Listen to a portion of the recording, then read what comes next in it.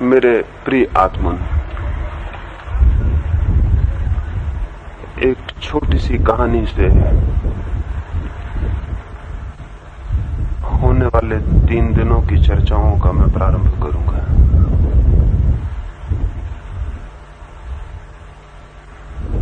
एक युवा फकीर सारी पृथ्वी की परिक्रमा के लिए निकला। उसने सारी जमीन घूमी, पहाड़ों और रेगिस्तानों में, गांव और राजधानियों में, दूर दूर के देशों में वो भटका और घूमा और फिर सारे जगत का भ्रमण करके अपने देश वापस लौटा।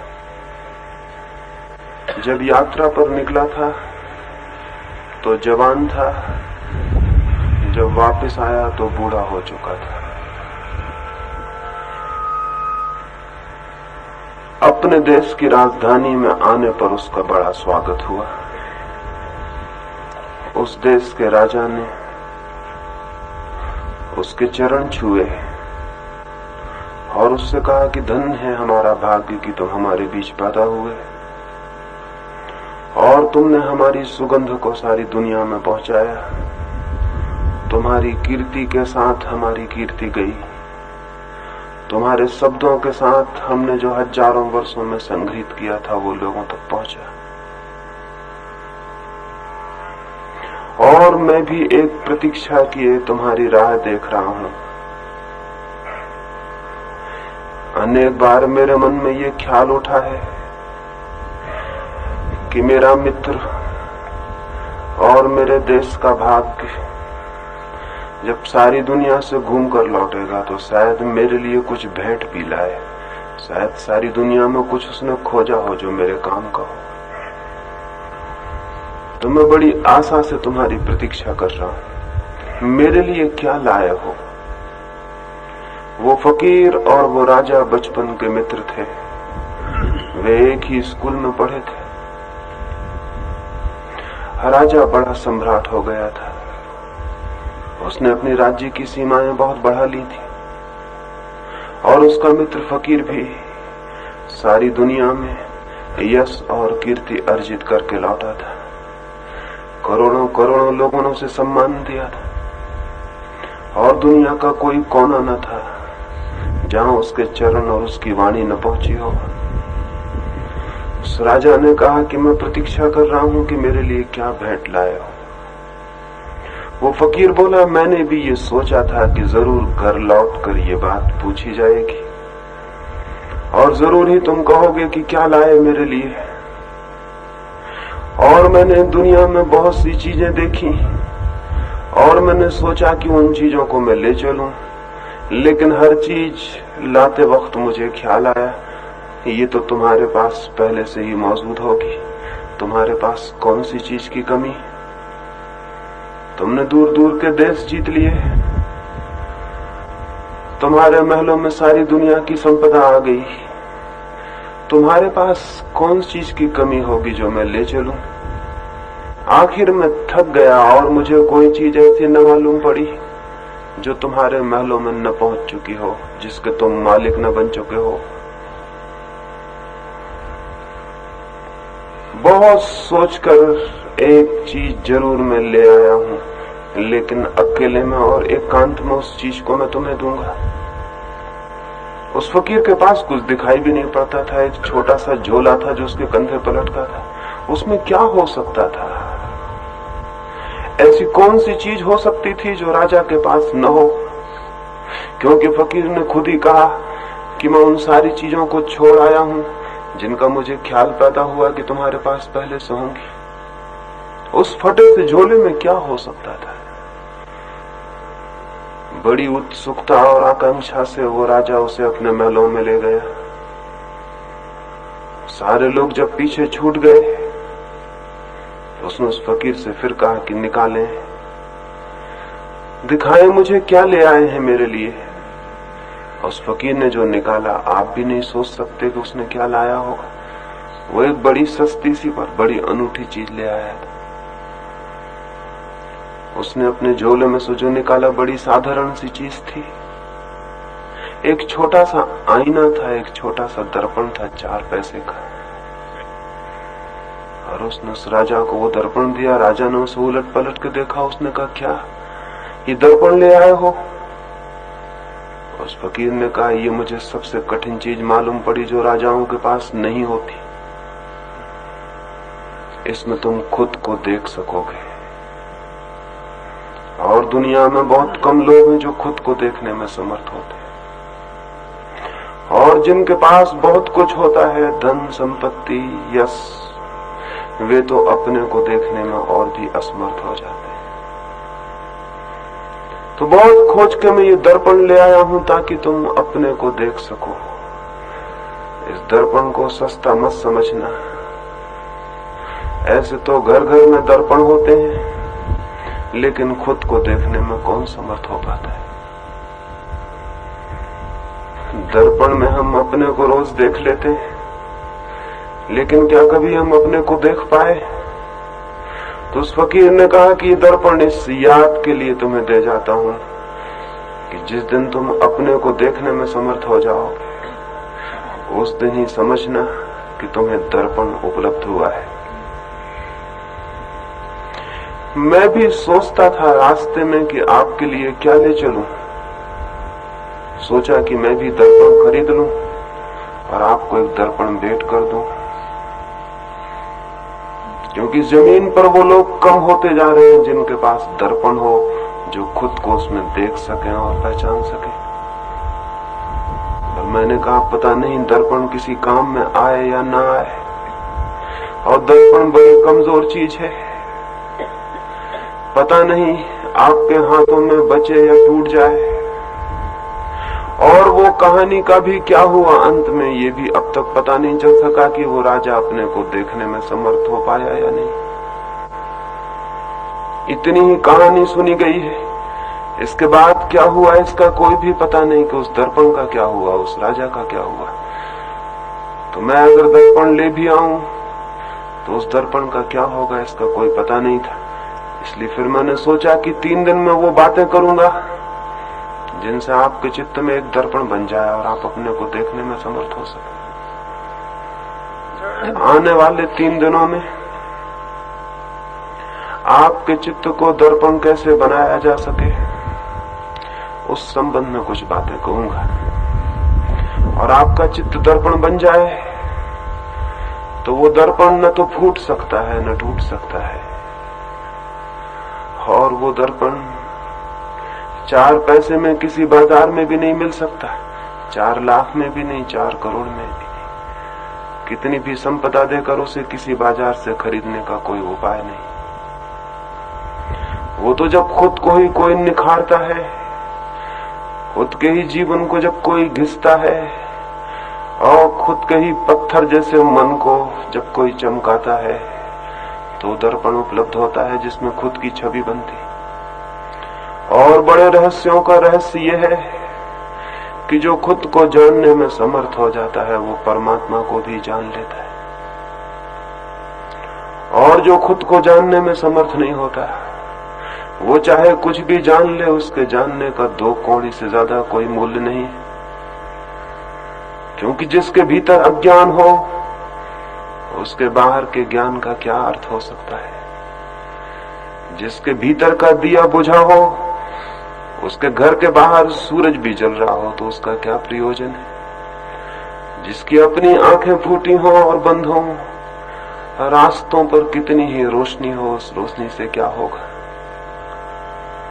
लेकिन अगर भीतर दिया जल जाए और रास्ते अंधकार से भरे हों, अमावस की रात से भरे हों, तो भी वो रास्ते का कोई खतरा नहीं है, उस अंधकार का कोई डर नहीं है। एक छोटा सा दिया भीतर हो तो जहां भी हम कदम रखेंगे वहां प्रकाश हो जाएगा। अंधेरा रास्ता प्रकाशित हो उठेगा और हम उस रास्ते को पार हो सकेंगे। और बाहर के जगत में चाहे कितना ही अज्ञान हो, भीतर अगर ज्ञान की एक किरण भी फूट जाए तो इस दुनिया भर का अज्ञान भी उस एक किरण के सामने बहुत कमजोर होता है। और भीतर अगर दर्पण मिल जाए तो हम खुद को तो देख ही पाएंगे, और उस खुद के देखने में हम ये भी जान पाएंगे कि उस खुद में ही वो भी छिपा था जो खुदा है, स्वयं में वो भी छिपा था जो सत्य है, स्वयं में वो भी मौजूद था जो कि भगवान है। और स्वयं में खोजे बिना चाहे हम किन्हीं मंदिरों की पूजा करें और किन्हीं मस्जिदों में प्रार्थनाएं पढ़ें और किन्हीं शिवालयों में जाके हम दिए जलाएं, न कोई शिवालय और न कोई मस्जिद और न कोई मंदिर काम का आएगा, क्योंकि मंदिर तो एक है जो मनुष्य के भीतर है। पत्थर और ईंटों के मंदिरों ने मनुष्य को परमात्मा से जोड़ा नहीं बल्कि तोड़ा है। मंदिर और मस्जिद दुश्मन की भांति खड़े हो गए। मस्जिद और मंदिर में जाने वाले लोग एक दूसरे के शत्रु होकर खड़े हो गए। भगवान क्या किसी के बीच शत्रुता बन सकता है? परमात्मा क्या मनुष्य और मनुष्य को तोड़ने के लिए दीवार बन सकता है? परमात्मा क्या कोई सीमा बन सकता है जो एक को दूसरे से अलग कर दे? निश्चित ही जो मंदिर और मस्जिद मनुष्य को मनुष्य से अलग करते हों वे झूठे होंगे, पत्थरों से बनाए गए होंगे। उनमें बैठे हुए भगवान भी पत्थर से ज्यादा नहीं हो सकते। लेकिन एक और मंदिर भी है जो मन का है, और वो जो मन का मंदिर है वो न हिंदू का है और न मुसलमान का है और न ईसाई का और न जैन का, क्योंकि मन तो मन है, न वो हिंदू होता है न मुसलमान और न ईसाई। उस मन के मंदिर को अगर कोई उपलब्ध हो जाए, खोज कर ले, तो उसी में वो प्रभु को भी पालेगा। तो उस दर्पण की हम चर्चा करेंगे इन 3 दिनों में, और वो खुद के भीतर दर्पण कैसे विकसित हो जाए, कैसे हम उसको दर्पण को निर्मित कर लें और उस दर्पण में अपने को पाले। क्योंकि जो मनुष्य अपने को भी नहीं पा सका है वो और क्या पा सकेगा। और खुद को छोड़कर चाहे वो सारे जगत का साम्राज्य भी पाले तो भी आखिर में पाएगा उसके हाथ खाली के खाली। सिकंदर जिस दिन मरा, उस दिन जिस राजधानी में उसकी अर्थी निकली, लोग हैरान हो गए। एक ही बात उस दिन उस राजधानी में राजपथ पर गूंजने लगी। हजार हजार ओठों पर, हजार हजार मुंह से एक ही बात पूछी जाने लगी कि ये क्या है। सिकंदर के दोनों हाथ अर्थी के बाहर लटके हुए थे। ऐसी अर्थी कभी भी नहीं निकली थी। लोग पूछने लगे कि क्या कोई भूल हो गई है, अर्थी के बाहर दोनों हाथ क्यों अटके हुए हैं, क्यों लटके हुए हैं? हाथ तो अर्थी के भीतर होते हैं। धीरे धीरे लोगों को पता चला। सिकंदर ने मरने के पहले कहा था, मेरे हाथ अर्थी के बाहर रखे जाएं ताकि लोग देख लें मैं भी खाली हाथ दुनिया से जा रहा हूं। मैंने बहुत कुछ जीता, जमीन करीब करीब जीत ली थी, और जो भी ज्ञात था वो सब मेरा साम्राज्य हो गया था। लेकिन मरते वक्त मैं अनुभव करता हूं कि मुझसे ज्यादा दरिद्र आदमी और कोई नहीं।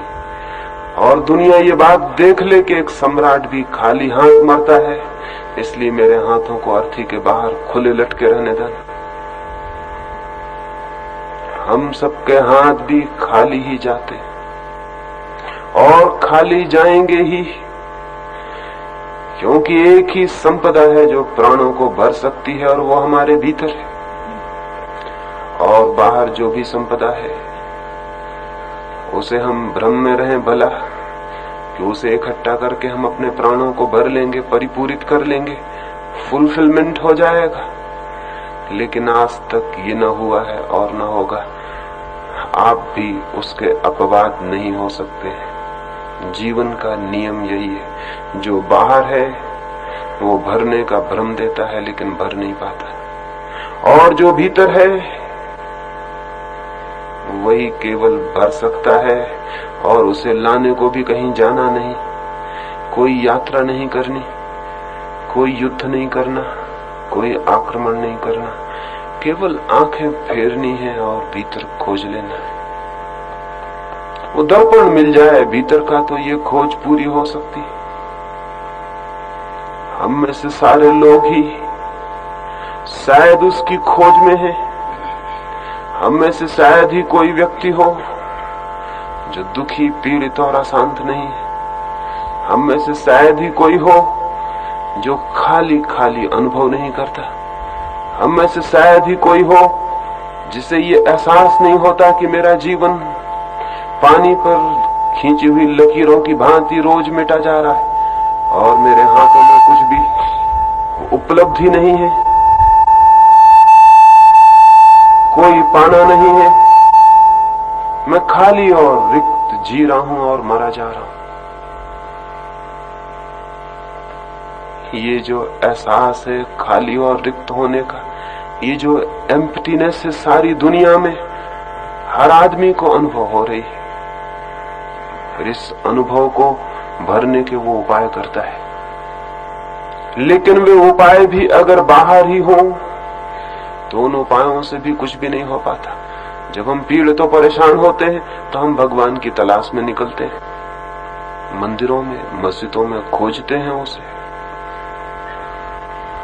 पहाड़ों पर, तीर्थों में खोजने जाते हैं उसे, दूर की यात्राएं करते हैं उसके लिए।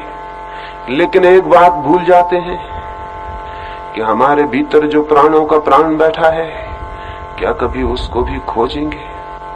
क्या कभी उसको भी पहचानेंगे? इसके पहले कि कोई किसी और खोज में जाए, जिसके पास भी थोड़ी समझ और बोध है उसे अपनी खोज कर लेनी चाहिए। हो सकता है जिसे हम खोजना चाहते हो वो हमारे भीतर मौजूद हो, और हो सकता है कि जहां हम उसे खोजने जा रहे हैं वहां वो बिल्कुल भी मौजूद ना हो। एक अंधेरी रात में एक चर्च पर एक नीगरों ने जाकर द्वार खटखटाया। चर्च के पादरी ने द्वार खोला। काश उसे पता होता कि एक काला आदमी द्वार बजा रहा है तो वो द्वार भी न खोलता, क्योंकि वो चर्च तो था सफेद चमड़ी के लोगों का चर्च था। अब तक जमीन पर आदमी ऐसा मंदिर नहीं बना पाया जो सबका हो, और जो मंदिर सबका नहीं है वो परमात्मा का कैसे हो सकेगा? सफेद चमड़ी के लोगों के मंदिर है, काली चमड़ी के लोगों के मंदिर है, हिंदुओं के मंदिर है, मुसलमानों के मंदिर है, जैनों के मंदिर हैं, बौद्धों के मंदिर हैं, ब्राह्मणों के मंदिर हैं, शूद्रों के मंदिर हैं, लेकिन मनुष्य का कोई मंदिर नहीं। वो मंदिर भी मनुष्य का नहीं था। दरवाजा खोल दिया तो देखा एक नीगरो खड़ा है, काला आदमी। पुराने दिन होते तो उसने कहा होता, हट शूद्र, यहां से भगवान के मंदिर में तेरे लिए कोई जगह नहीं। और पुराने दिन होते तो शायद उसकी गर्दन कटवा देता या उसके कानों में शीशा पिघलवा के भरवा देता कि तू इस मंदिर के आसपास क्यों आया। लेकिन जमाना बदल गया है तो उस चर्च के पादरी को उसे प्रेम से समझा के लौटा देना पड़ा। उसने उस नीग्रो को कहा, मेरे मित्र, किस लिए मंदिर में आना चाहते हो? उसने कहा, मन है मेरा दुखी, चित्त है मेरा पीड़ित और चिंताओं से भरा, शांत होना चाहता हूं। जीवन बीत गया मालूम होता है और कुछ भी मैंने पाया नहीं। भगवान की शरण चाहता हूं। ये एक ही मंदिर है गांव में, मुझे भीतर आने दो, भगवान का सानिध्य मिलने दो। उस पादरी ने कहा, मित्र, जरूर आने दूंगा, लेकिन जब तक मन शुद्ध न हो, चित्त पवित्र न हो, प्राण शांत न हो, आत्मा ज्योति से न भर जाए, तब तक भगवान से मिलना नहीं हो सकेगा। आके भी क्या करोगे? जाओ और पहले अपने मन को शुद्ध करो और शांत करो, हृदय को प्रार्थनाओं प्रेम से भरो, फिर आना, फिर मैं तुम्हें भीतर प्रवेश दूंगा। वो नीग्रो वापस लौट गया। उस पादरी ने सोचा, न होगा कभी इसका मन शांत और न ये दोबारा कभी आएगा। लेकिन कोई 2-3 महीने बीत जाने के बाद एक दिन बाजार में उस पादरी ने देखा कि वो नीग्रो चला जा रहा है, लेकिन वो तो आदमी दूसरा हो गया मालूम पड़ता है। उसकी आंखों में कोई नई रोशनी, कोई नई झलक। उसके पैरों की चाल बदल गई है। उसके चारों तरफ कोई वायुमंडल ही और हो गया है। उसकी होठों पर कोई और ही मुस्कुराहट है जो इस जमीन की नहीं है। तो उसने उस नीग्रो को पूछा और कहा कि तुम वापस नहीं आए?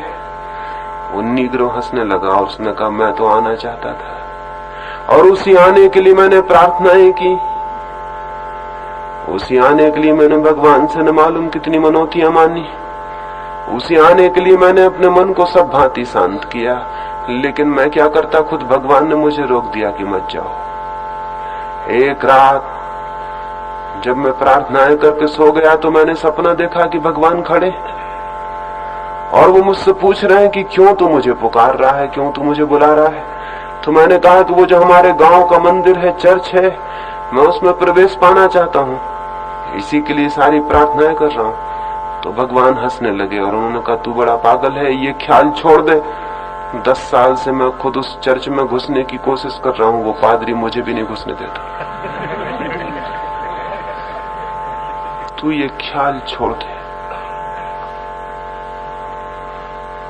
और सच्चाई तो ये है कि उस मंदिर में ही नहीं, आज तक किसी मंदिर में किसी पुरोहित ने भगवान को प्रवेश नहीं पाने दिया। आज तक जमीन पर कोई मंदिर भगवान का घर नहीं बन सका। कई कारण हैं न बनने के। पहली बात, भगवान प्रेम है और हमारे सब मंदिर व्यवसाय है। प्रेम का और व्यवसाय से क्या संबंध हो सकता है? जहां व्यवसाय है वहां प्रेम का कोई प्रवेश नहीं। दूसरी बात, सब मंदिर आदमी के बनाए हुए हैं। भगवान आदमी का बनाया हुआ नहीं। आदमी की बनाई हुई चीज में भगवान का प्रवेश असंभव है। तीसरी बात, आदमी जो भी बनाएगा आदमी से छोटा होगा। बनाने वाले से बनाई गई चीज बड़ी नहीं हो सकती। सृष्टा से बड़ी उसकी सृष्टि नहीं हो सकती। आदमी खुद ही बहुत छोटा और क्षुद्र है। उसके बनाए हुए मंदिर और भी छोटे और क्षुद्र हैं। और परमात्मा है विराट, असीम। इन क्षुद्र घेरों में और दीवालों में उसका आगमन कैसे हो सकता है? आज तक नहीं हुआ, आगे भी नहीं होगा। लेकिन जिन लोगों को ये ख्याल पैदा होता है कि हम सत्य की खोज करें, वे किन्हीं मंदिरों में उस खोज को करने लगते। इससे बड़ी भूल और कोई दूसरी नहीं हो सकती। सत्य की खोज करनी हो तो खुद को मंदिर बनाना होगा, इसके सिवाय और कोई रास्ता नहीं है। कोई जमीन पर मंदिर नहीं है जहां सत्य की खोज हो सके। हाँ, हर आदमी खुद मंदिर बन सकता है जहां भगवान का प्रवेश हो सके।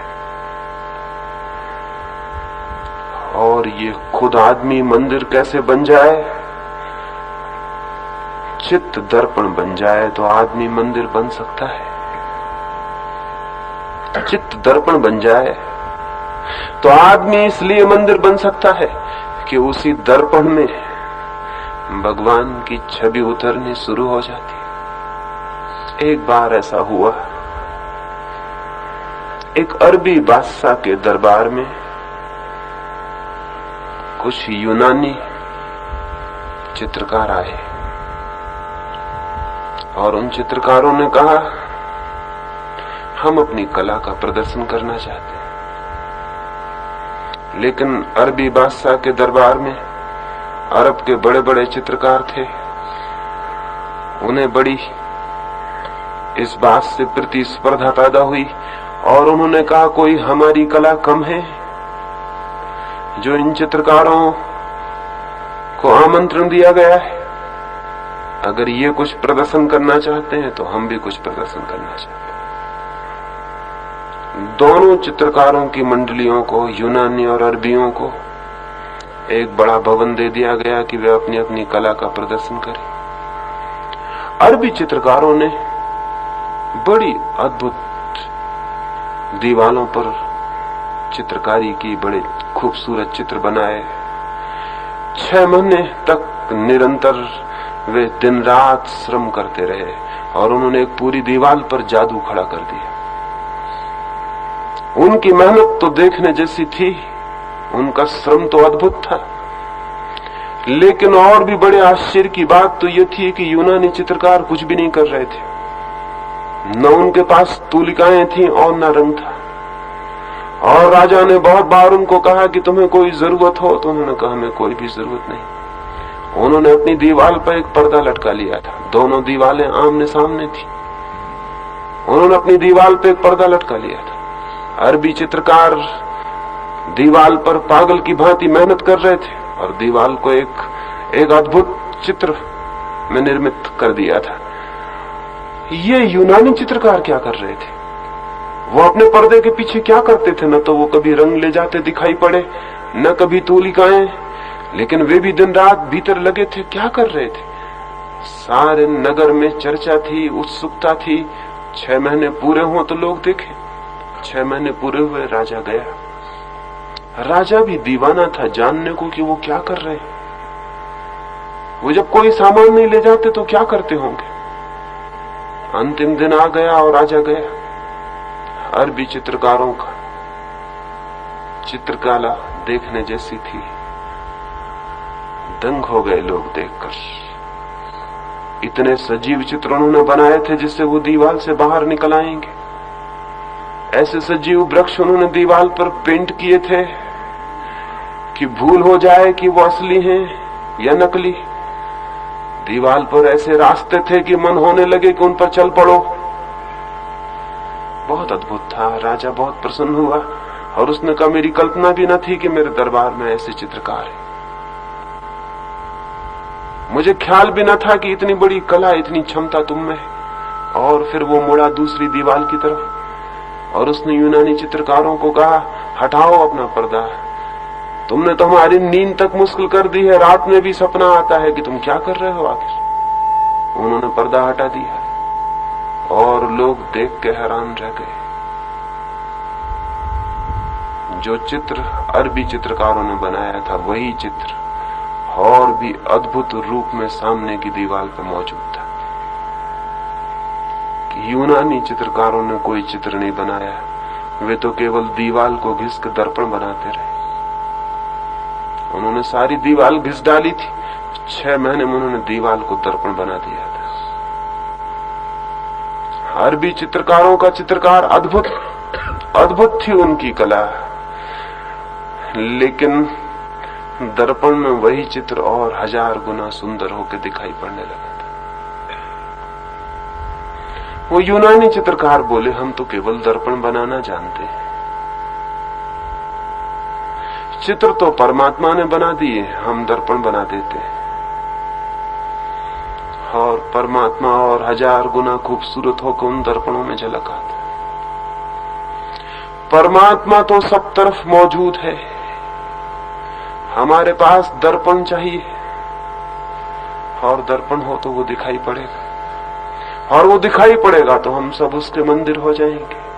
और जब कोई आदमी उसका मंदिर हो जाता है तभी उसके जीवन में आता है आनंद, तभी उसके जीवन में आता है सौंदर्य, तभी उसके जीवन में पैदा होता है संगीत, तभी उसके जीवन में कोई नई क्रांति घटित हो जाती है, वो कुछ से कुछ और हो जाता है। तो इन आने वाले 3 दिनों में कैसे हम दर्पण बन जाएं, कैसे हम मंदिर बन जाएं, उसकी हम बात करेंगे। मैं बात करूंगा, लेकिन मेरी बात करने से आप मंदिर बन नहीं सकते। मेरी बात करने से अगर आप दर्पण बन सकते होते तब तो बड़ी आसान बात थी। मैं बात करूंगा, वो बात अगर आपके हृदय में किसी कोने में पहुंच जाए, अगर आप अपने हृदय में दरवाजा खोलें और उसको भीतर जाने दें, तो वो आपके भीतर बीज बन सकती है और वो बीज आपके भीतर विकसित हो सकता है। लेकिन वो विकास करना होगा आपको, वो बदलाहट करनी होगी आपको। इतना जरूर मैं कह सकता हूं कि वो बदलाहट कठिन नहीं है, बहुत आसान है, बहुत सरल है। इसलिए सरल है वो बात कि परमात्मा को पाने से ज्यादा सरल और क्या बात हो सकती है। अगर परमात्मा को पाना ही कठिन हो गया तो फिर तो और सब बातें और कठिन हो जाएंगी, क्योंकि परमात्मा है सब जगह उपलब्ध और सबके भीतर मौजूद।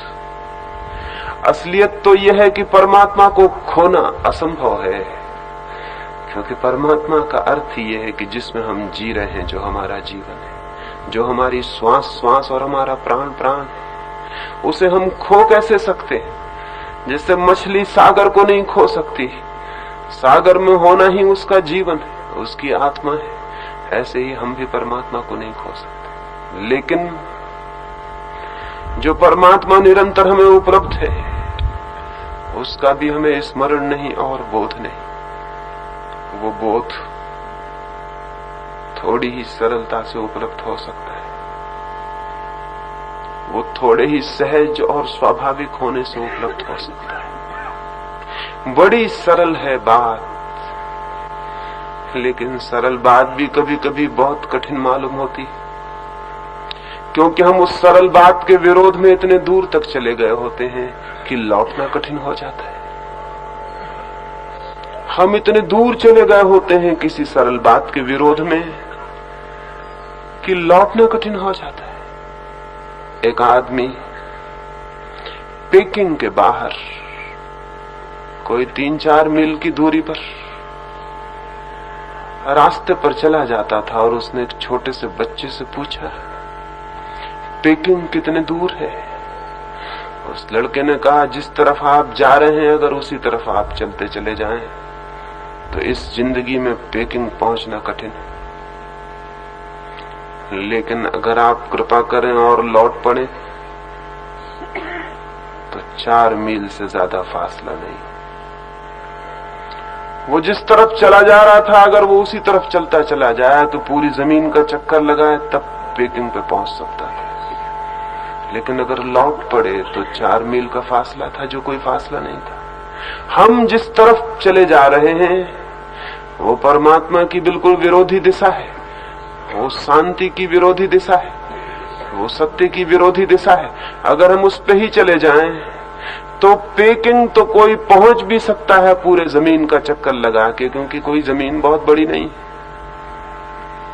लेकिन जिस रास्ते पर हम चलते हैं जीवन के वो अनंत है, और हम चलते चले जाएं तो परमात्मा से दूरी निरंतर बढ़ती चली जाती। लेकिन यदि हम लौटने का साहस करें तो शायद हम लौटें और परमात्मा मौजूद है। जैसे कोई सूरज की तरफ पीठ किए खड़ा हो और पूछे कि सूरज कहाँ है, मैं कैसे पहुंचूं? तो हम उससे कहेंगे कहीं पहुंचना नहीं है, केवल तू पीठ फेर ले और आंखें उस तरफ ले आ जिस तरफ तू पीठ किए है, तो सूरज तेरी आंखों के सामने आ जाएगा। शायद पीठ फेरने की बात है, हम परमात्मा के सामने आ सकते हैं। कैसे ये पीठ फेरेंगे उसकी बात तो कल सुबह से आपसे करूंगा। ये तो प्राथमिक चर्चा है, थोड़ी सी आपको सिर्फ ये ख्याल दिलाने को कि हम 3 दिनों में क्या करने वाले हैं। एक निवेदन है, जो भी व्यक्ति उत्सुक हो वो पूरे 3 दिन आए, नहीं तो बिल्कुल ना आए। जो भी उत्सुक हो वो कल सुबह से आए तो फिर पूरे 3 दिन आए, नहीं तो कल सुबह से ना आए। कोई भीड़ करने की यहां जरूरत नहीं है। आना हो तो पूरे 3 दिन आने का ख्याल हो तो आना चाहिए, नहीं तो नहीं आना चाहिए। क्योंकि अधूरी बातें सुनना कभी कभी ना सुनने से भी ज्यादा खतरनाक हो जाता। आधी बातें सुनना ना सुनने से भी ज्यादा खतरनाक हो जाता है। अधूरा ज्ञान अज्ञान से भी ज्यादा खतरनाक हो जाता है। इसलिए पहला निवेदन तो यह है कि आज की बात की तो कोई फिक्र नहीं है, लेकिन कल सुबह से आना है तो फिर पूरे दिन पूरे वक्त पूरी चर्चाओं में मौजूद होना हो तो ही आना है, नहीं तो नहीं आना है। दूसरी बात, कोई भी जो बातें मैं कहूंगा इन 3 दिनों में, उन पर निर्णय लेने की, जजमेंट करने की जल्दी मत करना, जब तक कि मेरी पूरी बात ना सुन ले। तो निर्णय को थोड़ा स्थगित रखना, जब मेरी 3 दिन की पूरी बात सुन ले तब सोचना और विचार करना। मेरी एक एक बात पर अगर विचार करना शुरू किया तो समझना मुश्किल हो जाएगा, क्योंकि हो सकता है कि जो मैं कहूं वो शुरू में अटपटा मालूम पड़े, लेकिन अगर 3 दिन पूरी बात को समझने की कोशिश की तो हो सकता है उसका अटपटापन चला जाए और 3 दिन में पूरी बात ख्याल में आ जाए। तो जल्दी निर्णय करने की कोशिश मत करना। जीवन और जीवन के सत्य इतने रहस्यपूर्ण हैं और हमारी समझ इतनी छोटी कि जब हम उससे निर्णय कर लेते हैं तो हम अक्सर भूल में पड़ जाते हैं। तो जल्दी निर्णय नहीं करेंगे। दूसरा निवेदन, रोज रोज फुटकर निर्णय नहीं करेंगे, एक एक बात पर नहीं सोचेंगे। पूरी बात मेरी सुन लेंगे 3 दिन, फिर सोचने का काफी वक्त होगा, फिर धीरे धीरे उसको सोचना। हमारी आदतें गलत हैं। इधर मैं बोलता हूं, उधर आप सोचना जारी रखते हैं कि ये जो मैं कह रहा हूं ठीक है या गलत, ये जो मैं कह रहा हूं ये गीता में लिखा है या नहीं, ये जो मैं कह रहा हूं ये क्राइस्ट ने कहा या नहीं, महावीर ने यही कहा या नहीं। जब मैं बोलता हूं उसी वक्त अगर आप सोचते हैं तो आपको पता है मन एक समय में एक ही काम कर सकता है, या तो सुन सकता है या सोच सकता है। तो अगर आप उसी वक्त सोचते हैं तो आप सुन ना पाएंगे, और जिस बात को आप सुन ही ना पाएंगे उसको सोच कैसे पाएंगे। तो पहले सुन लेना, सोचना बाद में कर लेना, कोई जल्दी नहीं। और मैं ये भी नहीं कह रहा हूं कि सुनने का मतलब मान लेना, नहीं। सुनने का मतलब ये भी नहीं है कि मैं जो कहूं उसे मान लेना। मान लेने की भी जल्दी मत करना, क्योंकि मान लेना भी एक निर्णय है। सुनना सिर्फ, न मानने की जल्दी, न मानने की जल्दी, न स्वीकार न अस्वीकार, सिर्फ चुपचाप मौन से सुन लेना काफी है। और अगर 3 दिन मौन से बात को सुना भी तो सुनते सुनते ही अगर उस बात में कोई सच्चाई है तो वो आपके प्राणों तक पहुंच जाएगी, और अगर वो बात गलत है तो उसके गलत होने का भी स्पष्ट बोध आपको हो जाएगा। एक फकीर एक गांव में नया नया पहुंचा था। उस गांव के लोगों ने कहा कि चलो, शुक्रवार का दिन था और मस्जिद में नमाज का दिन था। तो उन गांव के लोगों ने कहा कि आओ और मस्जिद में आज हमें समझाओ कुछ। वो गया, वो मंच पर बैठा और उसने कहा, मेरे मित्रों, इसके पहले कि मैं बोलना शुरू करूं, मेरी एक खराब आदत है, मैं एक प्रश्न पूछता हूं हमेशा। वो प्रश्न मैं आज भी पूछूंगा और तुम सबको उसका उत्तर देना पड़ेगा। और उस फकीर ने पूछा, मैं ये पूछना चाहता हूं कि मैं जिस संबंध में बोलूंगा आप लोग उस संबंध में कुछ जानते हैं या नहीं। उन सारे लोगों ने कहा, हम कुछ भी नहीं जानते, हमें कुछ भी पता नहीं। वो फकीर मंच से नीचे उतर गया और उसने कहा कि क्षमा करें, फिर मैं न बोल सकूंगा, क्योंकि जो लोग कुछ भी नहीं जानते उनके साथ सिर खपाना फिजूल है, बेकार। लोग बड़ी हैरानी में पड़ गए। वो फकीर उठ के चला गया। फिर दूसरा शुक्रवार आया, उस गांव के लोगों ने कहा, बड़ा अजीब फकीर है, अब फिर उसके पास चले। वो फिर गया और उन्होंने कहा कि चलो, शुक्रवार का दिन आ गया, उपदेश करो। वो फकीर फिर राजी हो गया और आ गया, मंच पे बैठा और उसने कहा, जैसी मेरी खराब आदत है, मैं एक प्रश्न बिना पूछे कभी अपनी बात शुरू नहीं करता और तुम सबको उत्तर देना पड़ेगा। लोग तैयार थे, लेकिन पिछली बार भूल हो गई थी। उसने कहा कि मैं पूछना चाहता हूं कि मैं जिस संबंध में बोलूंगा आपको उस संबंध में कुछ पता है या नहीं। सारे लोगों ने कहा, हमको पता है, पिछली दफा भूल हो गई थी ये कह के कि नहीं पता है। वो फकीर नीचे उतर गया और उसने कहा, जिनको सब कुछ पता है उनके साथ सिर बचाना फिजूल है। मैं वापस जाता हूं। अब तो लोग बड़ी मुश्किल में पड़ गए, लेकिन तीसरा शुक्रवार आ गया और उन्होंने कहा एक मौका और लेना चाहिए, यह आदमी है कैसा। वो गए, उन्होंने उस फकीर से कहा कि चले, शुक्रवार का दिन आ गया, उपदेश करें। वो फिर राजी हो गया। वो वापस आके मंच पे बैठा। उसने कहा जैसी कि मेरी सदा की आदत है, एक प्रश्न बिना पूछे मैं कभी चर्चा शुरू नहीं करता। लोग तैयार थे। उसने पूछा कि जो मैं बोलने वाला हूं उस संबंध में कुछ पता है या नहीं। तो लोगों ने कहा कुछ लोगों को पता है और कुछ लोगों को पता नहीं। वो फकीर नीचे उतर के खड़ा हो गया। उसने कहा फिर जिनको पता है वो उनको बता दें, जिनको पता नहीं है मैं जाता हूं, मेरी यहां क्या जरूरत। चौथा शुक्रवार भी आ गया, लेकिन चौथा कोई उत्तर नहीं था लोगों के पास। वो फिर वही बात पूछेगा, आप क्या करेंगे। 3 अल्टरनेटिव, 3 विकल्प हो सकते थे, तीनों खत्म हो गए थे। चौथा कोई विकल्प नहीं था। अब इस फकीर के साथ झंझट हो गई थी।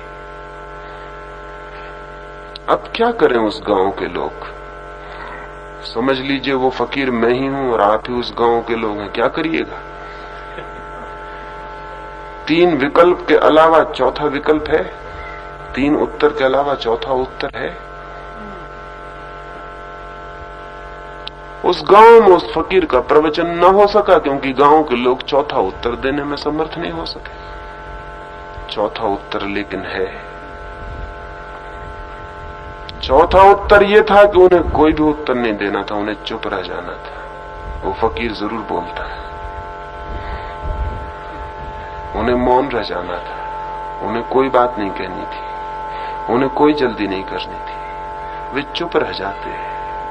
फकीर जरूर बोलता है क्योंकि केवल उन्हीं लोगों के सामने बोला जा सकता है जो चुप हों।